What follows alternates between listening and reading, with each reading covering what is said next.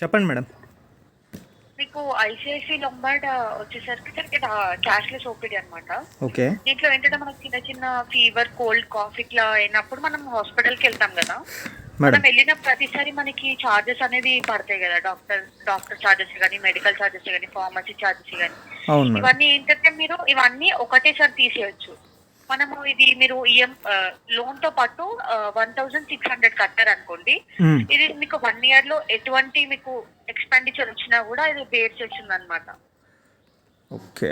ఇదొకటి సార్. హ్మ్. ఇది నివాబుపై ఏమో ఇంకొకటి. నివాబుపై ఏంటంటే దీంట్లో మనకి ప్రీ ఎగ్జిస్టింగ్ డిసీజెస్ ఏమన్నా ఉంటే సేమ్ ఇది హెల్త్ ఇన్స్యూరెన్స్ లాగానే సార్. కాకపోతే మనం హెల్త్ ఇన్స్యూరెన్స్‌లో ఏంటంటే మనం అడ్మిట్ అయినంక వితిన్ కొన్ని అవర్స్‌లో అమౌంట్ అనేది మన అకౌంట్‌లో పడుతుంది గదా! మేడం సింపుల్ మనం మేడం. బిల్స్ అప్‌లోడ్ చేసినట్టు. ఓకే. సింపుల్ మేడం నేను అడిగేది. ఇప్పుడు 50,000కి నేను ఇన్సూరెన్స్ తీసుకున్నాను. ఫర్ ఎగ్జాంపుల్ ఏ అయినా పర్సన్ తీసుకున్నాడు. తీసుకొని ఓకే. నేచురల్ డెత్ అయిపోయాడు. ఇప్పుడు అది క్లెయిమ్ అవుతుందా? అవుతుంది సార్. ఇప్పుడు దానికి ఎంత దానికి ఇన్స్యూరెన్స్‌కి దానికి ఎంత ఛార్జ్ చేస్తారు 50,000కి? 1045 రూపీస్ సార్. హ్మ్.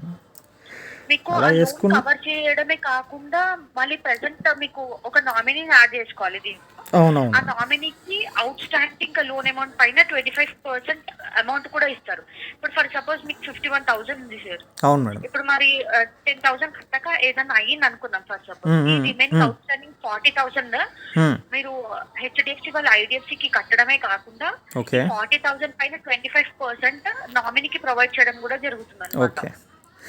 సరే మేడం. నేను చూస్తాను. వేరే బ్యాంక్ చెప్పాను కదా! వేరే బ్యాంక్స్‌లో తక్కువగా ఉన్నాయి. వాళ్ళని కూడా సేమ్ రేపు కాల్ చేయమని చెప్పాను. చూసి ఏది అవైలబిలిటీ ఏది నాకు నచ్చితే అది తీసుకుంటాను మేడం. Sure sir. అంటే థ్యాంక్ యూ ఇప్పుడు మేడం. మనకిది మంత్ ఎండ్ కదా సార్. రేపు యాక్చువల్లీ సండే.